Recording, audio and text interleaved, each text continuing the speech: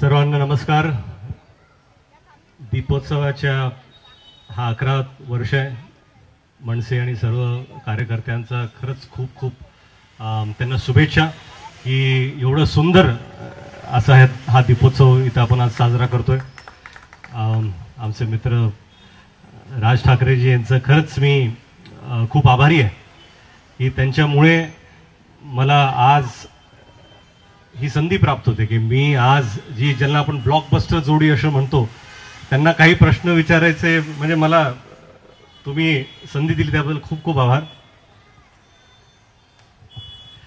यहाँ बैठे हुए जो हमारे सबसे आइकॉनिक जोड़ी हैं सलीम साहब, जावेद साहब,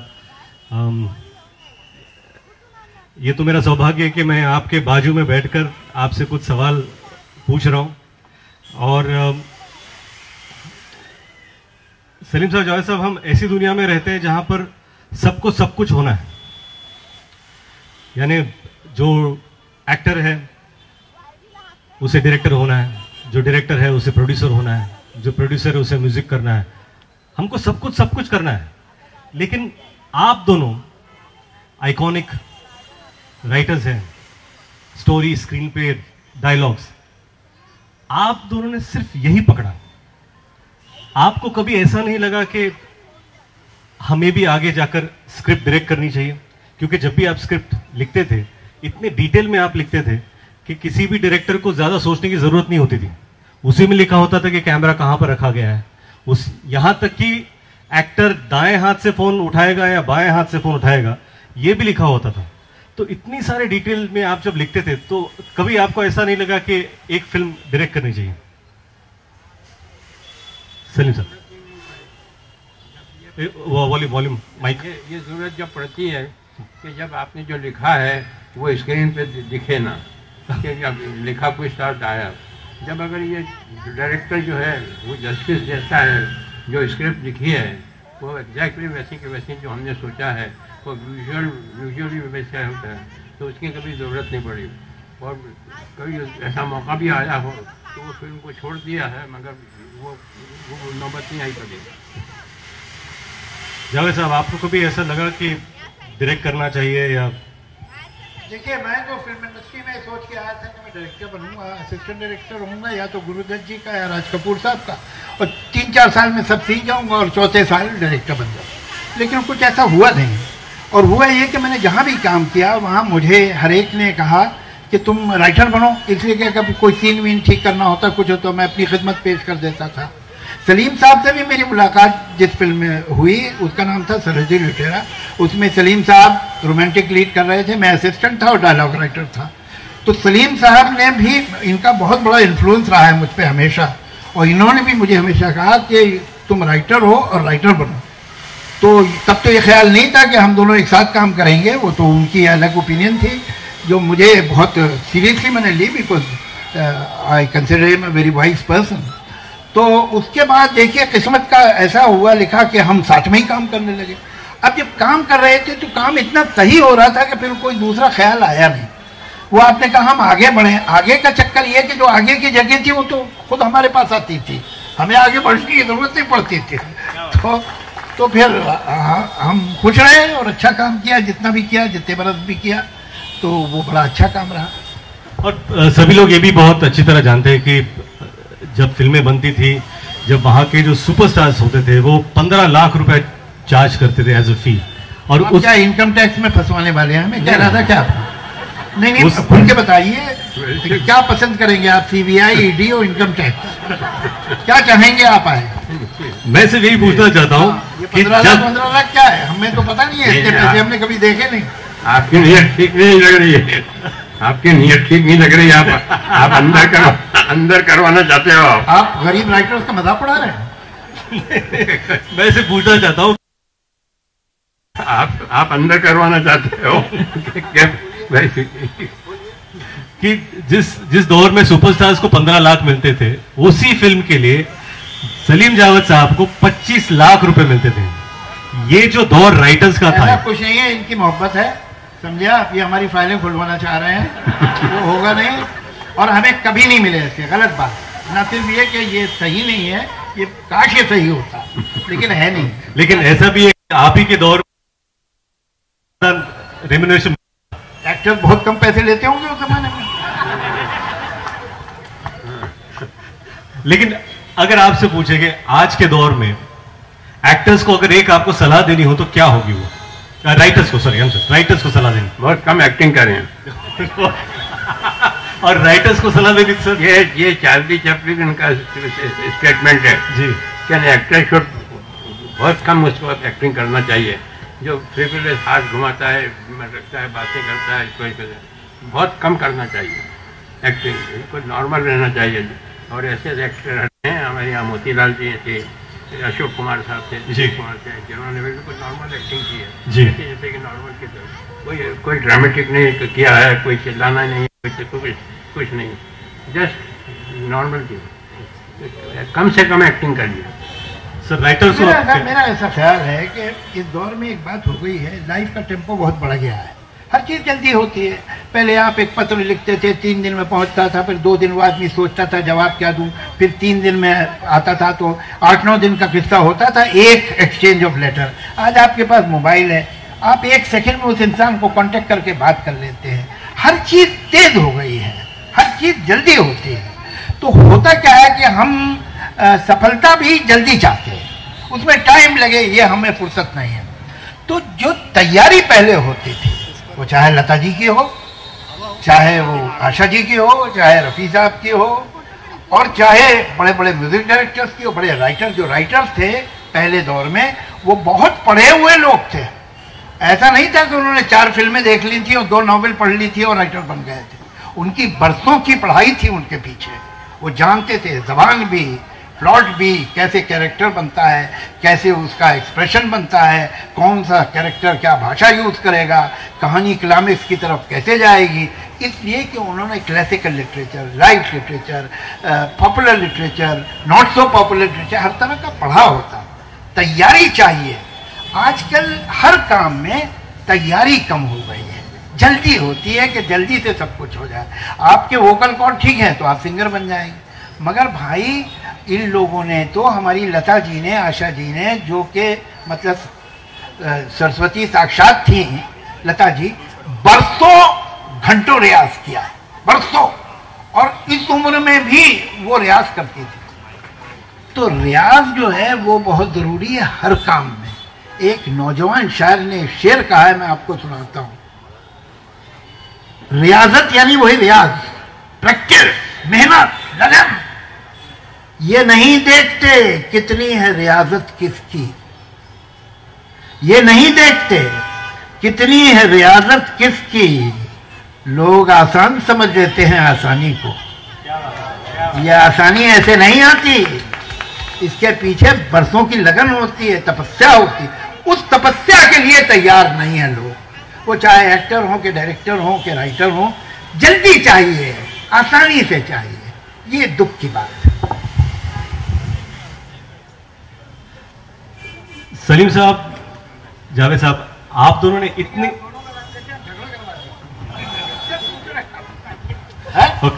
झगड़ा हो जाए। सलीम साहब, आप इतने सारे स्टार्स के साथ आपने काम किया, लेकिन आपके हिसाब से सबसे बड़ा सुपरस्टार कौन था?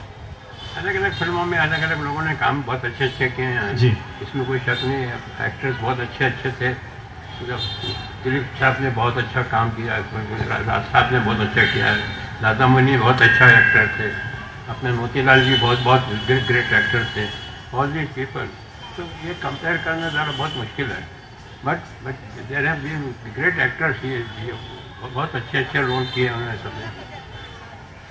जावेद साहब, सुपरस्टार की परिभाषा क्या है? पहले क्या थी, आज क्या है? अरे देखिए, सुपरस्टार वाला ये सब तो ये मीडिया बनाता है, पब्लिसिटी बनाती है, वो सब इम्पोर्टेंट बात नहीं। जो काम कर रहा है आदमी सुपरस्टारडम थोड़ी कर रहा है, एक्टिंग कर रहा है। हम एक्टिंग की बात करें तो बेहतर है, काम की बात है। सुपरस्टारडम तो उसका रिजल्ट हो सकता है, उसकी परछाई हो सकती है। तो हम पहले मूर्ति की बात करें, परछाई की बात क्यों कर रहे हैं? पहली बात यह है कि हर दौर में बहुत अच्छे एक्टर हुए हैं, और दिलीप साहब की हम इसलिए आदर करेंगे और करते हैं कि उन जैसा एक्टर उनसे पहले नहीं था। उन्होंने एक नया अंदाज जो कि बिल्कुल ओरिजिनल था दिया। मैं उनके पास क्लोज सेकंड मांगता हूं अमिताभ बच्चन को। क्लोज सेकंड इसलिए कि वो दिलीप कुमार के बाद जन्म लिया, उन्होंने कर भी नहीं सकते थे कुछ, भाई सही बात में हुए भाई। तो कहीं जहां उन्होंने बहुतों से सीखा, दिलीप साहब से भी सीखा, और ये बात जो है मैं कोई सीक्रेट आपको नहीं बता रहा हूं, ये खुद उन्होंने बहुत बार कहा है, और उनके मन में दिलीप कुमार के लिए बड़ी इज्जत रही है हमेशा। तो ये दो एक्टर जो हैं, उसके अलावा बलराज साहनी बहुत बड़े एक्टर थे। कमाल ये है कि उन्हें अपनी पूरी जिंदगी में एक्टिंग का एक भी अवार्ड नहीं मिला। मोतीलाल जी बहुत अच्छे एक्टर थे, मगर एक बात है, हम किसी चीज में आगे बढ़ गए हो कि पीछे हट गए। मैं आजकल OTT देखता हूं तो मैं हैरान हो जाता हूं, ऐसा टैलेंट तो देखा नहीं था। ये आज के लड़के लड़कियां जो एक्टिंग कर रहे हैं वो कमाल का काम कर रहे हैं। उन्होंने एक्टिंग की परिभाषा ही बदल दी है। इतनी रियलिस्टिक एक्टिंग कभी नहीं थी जितनी आज हमें OTT पे देखने को मिलती है। तो इस मामले में हम, मुझे ऐसा लगता है, 2 कदम आगे ही बढ़े। सलीम OT में काम करते सबने ताली बजाई। सलीम साहब, जब हम लिखने की बात करते हैं तो फ्रीडम की भी बात करते हैं कि लिखने वक्त किस फ्रीडम कितना मिलता है टू राइट। क्या आपने कभी आपके दौर में ऐसी झिझक थी कि आपको फ्रीडम नहीं मिला, या आपने वही लिखा जो आपको सही लगा? ये तो हर जगह से ये लिमिटेशन जो है, आप गाड़ी चलाते हैं तो उसके अंदर भी है कि जितनी स्पीड से ऊपर नहीं चलाएंगे, आप हर चीज़ में ही है। आपको डॉक्टर कहता है कि इससे ज़्यादा नहीं खाएंगे। ऐसे ही राइटिंग के अंदर भी कि फ्रीडम इतनी है कि कोई हमारी, फॉर एग्जाम्पल, हमारी फिल्मों में किसी में भी कोई गाली गुजरा का कभी कुछ किसी में भी नहीं थी। बल्कि जब मैं वॉक पर जाता हूँ तो लोग कहते हैं कि हम अपने बच्चों को आपकी फिल्म दिखाते हैं इसलिए कि वो गंदी बातें नहीं होती हैं, कोई गाली कुछ नहीं होती, उसमें बहुत ही अच्छा क्लीन फिल्में होती हैं।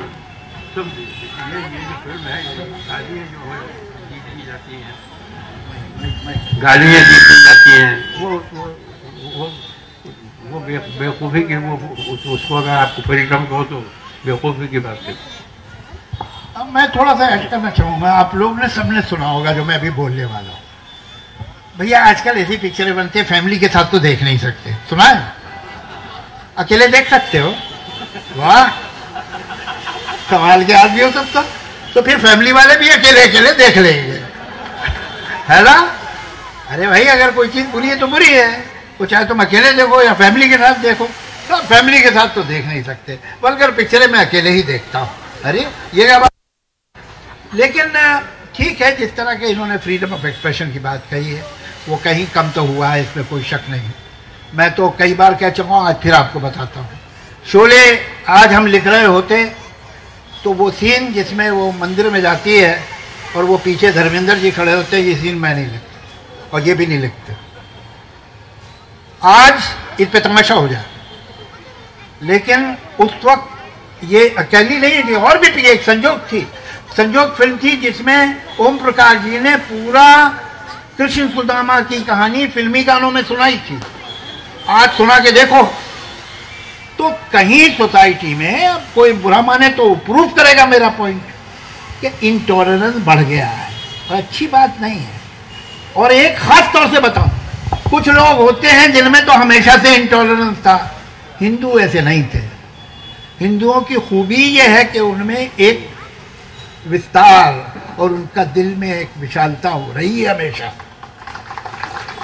वो आप खत्म कर देंगे तो आप भी दूसरों जैसे हो जाएंगे, ये याद रखिएगा, वो मत कीजिएगा।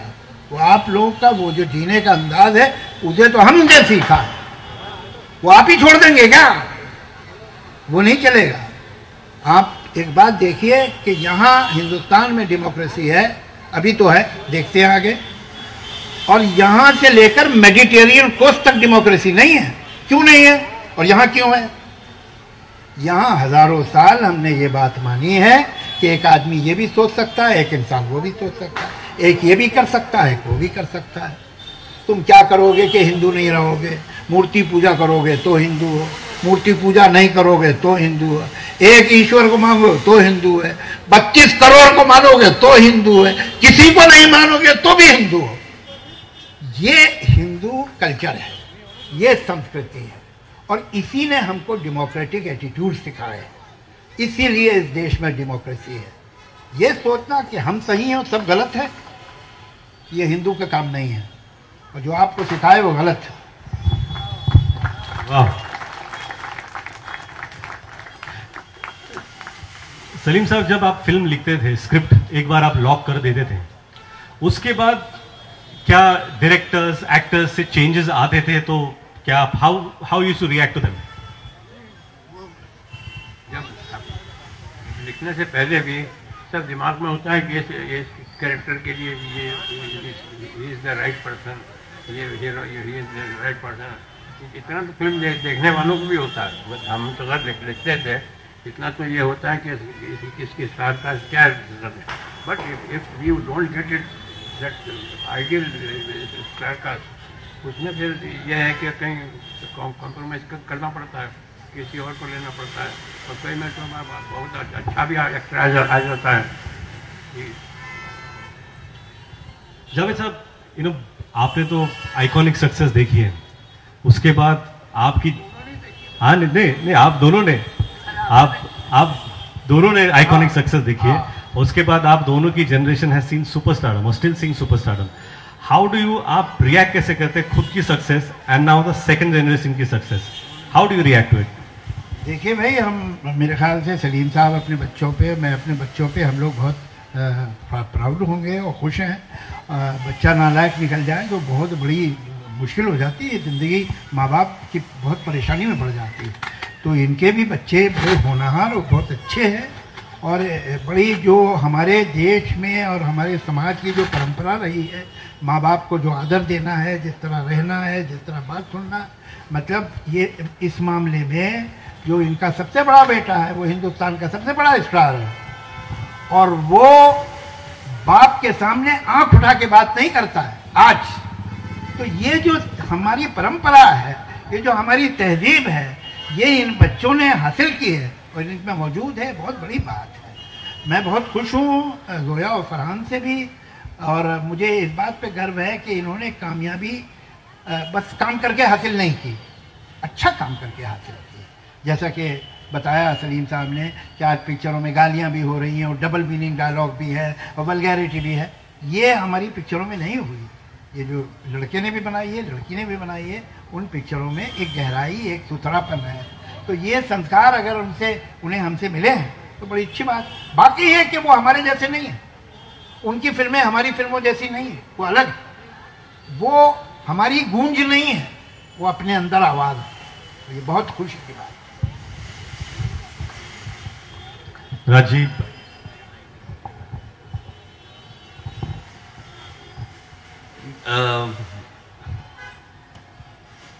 त्यांनाही समजावं आणि तुम्हालाही कळेल म्हणून मी जरा हिंदीमध्ये बोलतो। या सलीम जावेद या जोड़ी ने आतापर्यंत मुझे लगता है 24 फिल्में की हैं एक साथ, और 24 फिल्मों में से 22 फिल्में ब्लॉकबस्टर है। मुझे नहीं लगता कि पूरी दुनिया में ऐसा कहीं रेशो होगा इस तरह का। जैसे जैसे हम लोग नाम लेते हैं, जब भी कभी बात आती है कि स्टोरीज फिल्म पे डायलॉग, ये जब भी आता है साथ में तो सलीम जावेद ही आते हैं, और कोई दिमाग में नाम ही नहीं आता। हाथी मेरे साथी से लेके, जंजीर से लेके, शोले से लेके, डॉन से लेके, त्रिशूल से लेके, बहुत सारी ऐसी फिल्में हैं। मैं आप दोनों को एक सवाल पूछ रहा हूं, जावेद साहब, सलीम साहब, आप मुझे बताइए, जंजीर जो आपकी फिल्म थी, उस वक्त आपने देवानंद साहब को पूछा था काम करने के लिए, फिर बाद में सभी को पूछा था, राजेश खन्ना जी को पूछा था वगैरह वगैरह। सोच लीजिए अगर देव साहब हाँ बोलते तो क्या होता?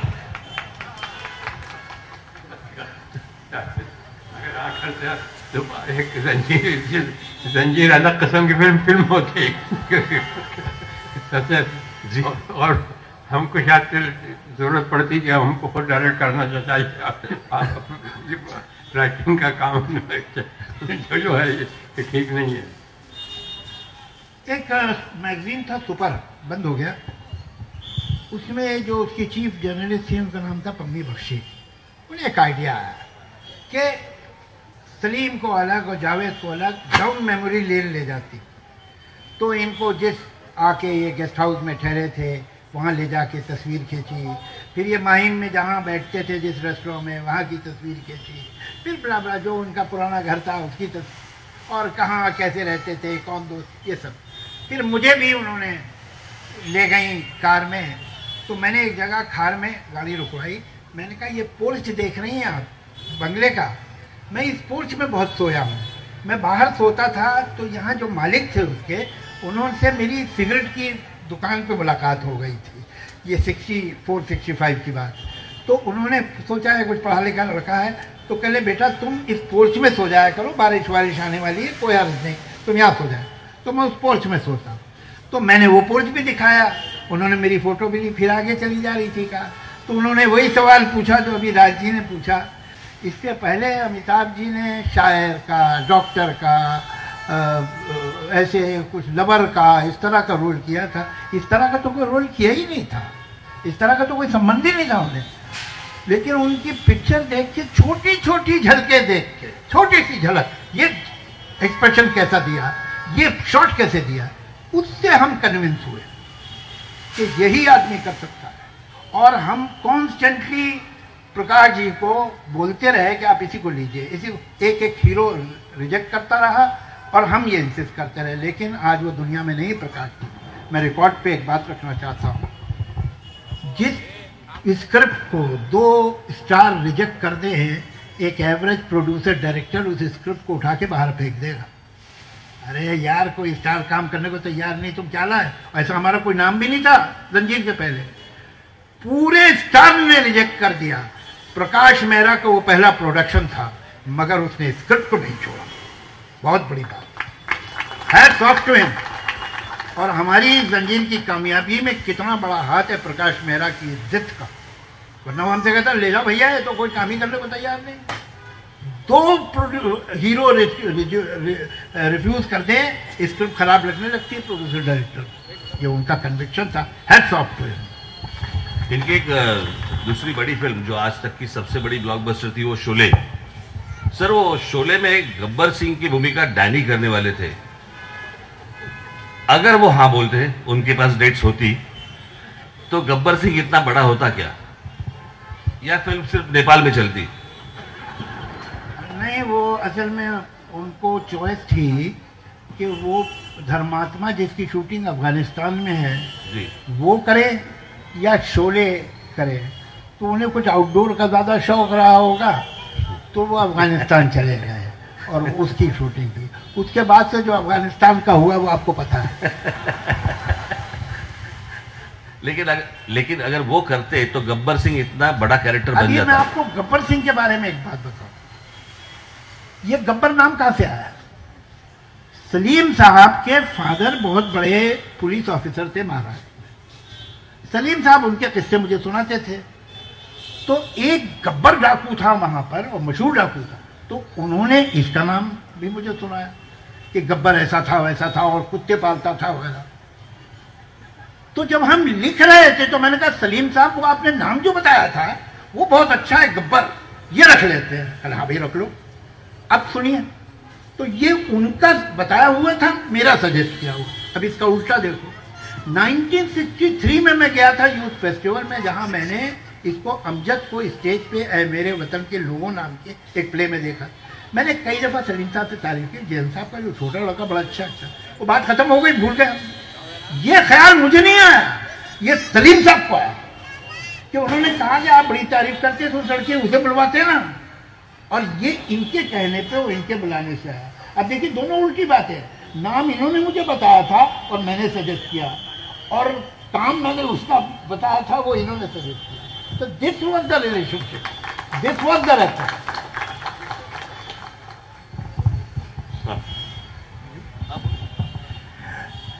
एकतर पहिल्यांदा सर्वांना नमस्कार आणि दिवाळीच्या हार्दिक शुभेच्छा। हे 2 दिग्गज जे इथे बसले, माझं यांच्याशी कनेक्शन जरा वेगळ्या प्रकारचं आहे। कमर्शियल सिनेमामध्ये मला जो ब्रेक मिळाला ॲज अन ॲक्टर, तो सलीम साहेबांनी मला दिला नाम फिल्ममध्ये. आणि माझ्या कॅरेक्टरचं नाव जयसिंगराव कालेवार होतं आणि डायलॉग माझे हिंदी मराठी होते. तेव्हा मला ती एक संधी त्यावेळेला मिळाली. सलीम साहेबांबरोबर बसून त्यांनी मला विचारून मला डायलॉग लिहायला दिले त्याचे. तर ते एक. आणि नंतर मी 9 फिल्म ॲज अ डिरेक्टर ज्या केल्या तर सगळ्या फिल्म्स माझ्या जावेद साहेबांनी लिहिल्या. त्यामुळे one as an actor have worked and the other as a director. Salim sahab, Javed साहब, I have a question for you कि आज का जो अपना जनरेशन है, ये पूरा जनरेशन जब स्क्रिप्टिंग करता है, जब स्क्रीन प्ले लिखता है, तो हमेशा रेफरेंस पॉइंट आपकी फिल्मों का होता है. आपके जो ट्विस्ट एंड टर्न्स होते हैं वो रेफरेंस पॉइंट होते हैं. अगर हम विलन का सोचते हैं तो विलन का इंट्रोडक्शन ऐसा होना चाहिए जैसे शोले में था, या ट्विस्ट एंड टर्न्स ऐसे होने चाहिए जो डॉन में थे. हमेशा ये रहता है रेफरेंस. सवाल मेरा ये है कि जब आप स्क्रीन प्ले लिख रहे थे तो आपके इंस्पिरेशंस कौन थे? Who were your inspirations as directors in your time?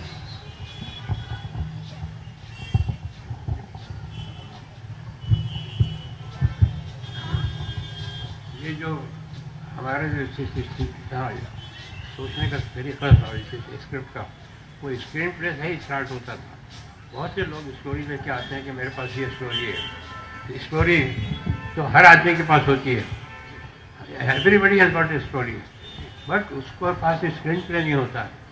You always tell him कि स्क्रीन पे लेके लिख के आओ कि ये स्क्रीन प्ले कैसा होगा. Now anybody who doesn't see it happening can not be a screenplay writer. You have to see it happening. दरवाज़ा खुला, एक कैरेक्टर अंदर आया, मकान खाली है, देखा, इधर खुला इधर खोला, एक आवाज़ आई, देखा कुर्सी के ऊपर एक बैठा हुआ आदमी सिगार पी रहा है. You should see it and you should see के पिक्चर देखना चाहिए. इवन जब टाइम मैगजीन के अंदर जो आता था रिव्यूज आते थे, उसमें सिर्फ 2 आदमी के नाम आते थे, डायरेक्टर और स्क्रीन प्ले राइटर जी, और किसी का नाम नहीं आता. स्क्रीन प्ले की बहुत इंपॉर्टेंस है. अगर स्क्रीन प्ले बहुत स्ट्रांग है स्क्रीन प्ले. जब हमने देव साहब को ये कहानी सुनाई जंजीर की, तो उन्होंने कहा कि अगर किसी भी रीज़न से मैं ये फिल्म नहीं करूँ तो अगर आपसे डायरेक्टर या प्रोड्यूसर ये कहेगा कि उनको कहानी करनी पसंद नहीं पसंद आई, मुझे कहानी बहुत पसंद आई है and you have done a good job and wish you all the best, मगर मैं किसी वजह से अगर करता हूँ तो ये मैं आपको कह रहा हूँ all the best to you young people. ये करके दोनों के गले में हाथ डाल के निकले बाहर. चलिए जावेद साहब. देखिए, अच्छी बात क्या है, अगर आप एक किसी आदमी से या एक किसी सोर्स से इंस्पायर्ड हैं, इम्प्रेस्ड हैं, तो आप उसकी कॉपी हो जाते हैं जी. लेकिन अगर आप बहुत से लोगों से और बहुत से सोर्सेज से इम्प्रेस्ड और इन्फ्लुएंस हैं तो फिर आप ओरिजिनल हो जाते हैं. किस्सा क्या है कि अगर आप फिल्मों में पूछेंगे, जो हमारी पास की फिल्में हैं, जो सलीम साहब को भी और मुझे भी दोनों को बहुत पसंद थी, वो थी गंगा जमुना, वो थी मदर इंडिया, जो हमें बहुत पसंद थी, और पिक्चरों के अलावा भी ये पिक्चरें हमें ज़्यादा पसंद थी. लेकिन हमें मॉडर्न अमेरिकन नॉवेल भी पसंद थी. हमको जो क्लासिक्स हैं वो भी हमने पढ़ी थी और वो भी हम जानते थे. उसके अलावा एक बहुत बड़ा मूवमेंट था जो ख़त्म हो गया बाद में, या अभी भी कहीं है, सांस ले रहा है, जिसका नाम है प्रोग्रेसिव राइटर. बहुत अच्छे अच्छे राइटर्स उसने हिंदुस्तान में पैदा किए, जिसका बुनियाद तो डाली थी मुंशी प्रेमचंद ने, लेकिन उसके बाद कृष्णचंद, इस्मत चुगताई और मिंटो, बड़े बड़े राइटर पैदा हुए. हमने इन्हें भी पढ़ा हुआ था. तो हमारे इन्फ्लुएंसेस जो हैं वो एक नहीं है, बहुत सारे हैं. और कुछ हम खुद थे, कुछ हमारी अपनी पसंद नापसंद, अपनी पर्सनैलिटी भी थी. अल्टीमेटली तो आपका अपना एस्थेटिक्स है ना जो चूज़ करता है चीज़ों को, कि क्या ठीक है और क्या ठीक नहीं है. तो मैं तो हमेशा कहता हूँ कि 2 लोगों को ज़िंदगी में कभी साथ काम नहीं करना चाहिए. एक जो बिल्कुल एक जैसे, तो 2 की क्या ज़रूरत है, एक काफ़ी है. और एक जो बिल्कुल अलग है एक दूसरे से, वो साथ में कैसे काम करेंगे. तो कुछ कॉमन होना, जो बहुत स्ट्रांग वैल्यूज़ है, कॉमन होनी चाहिए, और कुछ अलग अलग एक्सपोजर हो दोनों का, तो वो अपना खजाना लेके आएगा, ये अपना खजाना लाएगा. और जो बीच में है वो दोनों का है. दोनों की वैल्यू सिस्टम एक है. दोनों किस चीज़ को गंदा और घटिया समझते हैं, दोनों किस चीज़ को अच्छा समझते हैं, किस चीज़ को बदसूरत समझते हैं, किसे खूबसूरत समझते हैं. जब तक ये कॉमन नहीं होगा आप साथ काम नहीं कर सकते. तो यही खुशकिस्मती से हमारा ये कॉम्बिनेशन ऐसा परफेक्ट था कि बहुत कुछ हमारा कॉमन था, जहाँ तक मॉरल वैल्यूज़, जहाँ तक एस्थेटिक वैल्यूज़ हैं कॉमन, लेकिन हमारे एक्सपोजर्स अलग अलग तरह के थे। मैं एक बात कई बार कह चुका हूँ, अच्छी बात है, आज सलीम साहब बैठे, मैं इनके सामने कहता हूँ, मैं तो स्क्रीन प्ले नहीं जानता था, मैं ज़बान जानता हूँ, मैं लैंग्वेज जानता हूँ और बहुत अच्छी तरह जानता हूँ, मैं डायलॉग समझता हूँ, कौन कैरेक्टर क्या बोल सकता है, मुझे धेरे का स्क्रीन प्ले नहीं मालूम था। ये मेरे गुरु, इन्होंने मुझे सिखाया, और जो भी थोड़ा बहुत मैं स्क्रीन प्ले के बारे में जानता हूँ, it is only thanks to him. Salim sahab, Javed साहब, मैं थोड़ा आखिरी सवाल पूछता हूँ, और ये आखिरी है। आखिरी सवाल का मतलब आज के फंक्शन का। सर एक छोटी सी बात मैं बता दीजिए प्लीज। हमारे बहुत बड़े दोस्त हैं, अपना ये जो जर्नलिस्ट हैं सरदेसाई, राजदीप, हाँ जी, राजीव सरदेसाई, तो वो इंग्लिश के बहुत बड़े जर्नलिस्ट हैं। तो उन्होंने सोचा कि भैया मैं हिंदी में भी थोड़ी अपनी जगह बनाऊं, तो उन्होंने तय किया कि वो हिंदी चैनल पे भी एक इंटरव्यू हिंदी में किया करें। अब उनकी हिंदी ज़रा मतलब थोड़ी 19 है, तो मेरी किस्मत के पहला मैं मिला, तो उन्होंने कूद फांद के सवाल कर लिए किसी तरह से, तो मैंने जवाब भी दिया। एंड में उन्होंने बहुत अच्छी बात कही जिससे मुझे याद आई। कहले जावेद साहब, आपको इतने अवार्ड मिले, इतनी ऑनर्स मिले, इतनी रिस्पेक्ट, इतना एडमिरेशन, सब कुछ मिला है, आपकी कोई आखिरी ख्वाहिश है? तो मैंने कहा कि राजदीप, इस इंटरव्यू के बाद तुम मुझे फांसी दोगे या गोली मारोगे, जो आखिरी ख्वाहिश पूछ रहे हो? वो बेचारा ये कहना चाह रहा है अब आपका क्या एम्बिशन है, तो आप मेरी आखिरी ख्वाहिश तो नहीं पूछे। मैं आज के फंक्शन का आखिरी सवाल पूछ रहा हूँ। बस ठीक, जी जी बोलिए। सर ये सवाल आप दोनों के लिए है। आप दोनों ने इतने साल एक साथ काम किया, आपकी जोड़ी जब नहीं रही उसके बाद इतने साल आप अलग अलग रहे। इतने सालों में आपने एक दूसरे को कभी मिस किया?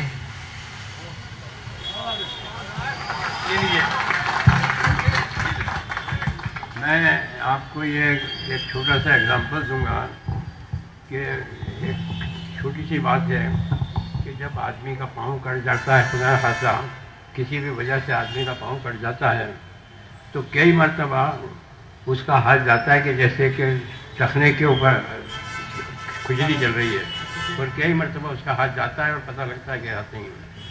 तो ये हमेशा ये कहीं ना कहीं कमी रही, ये हमेशा कहीं ना कहीं कमी होती है कि अगर वो होता तो ये होता, ये होता तो वही होता, ये होता तो ये होता।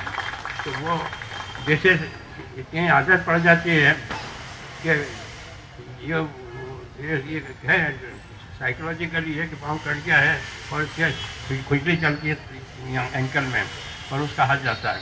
तो this is the feeling which has always been there.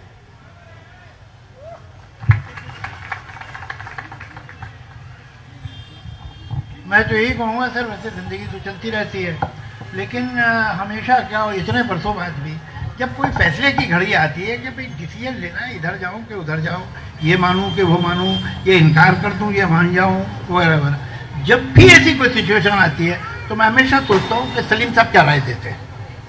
वो अगर मैं उनसे पूछता तो वो क्या कहते हैं, और जो मेरी दिमाग में आता कि ये कहते वही करता हूँ।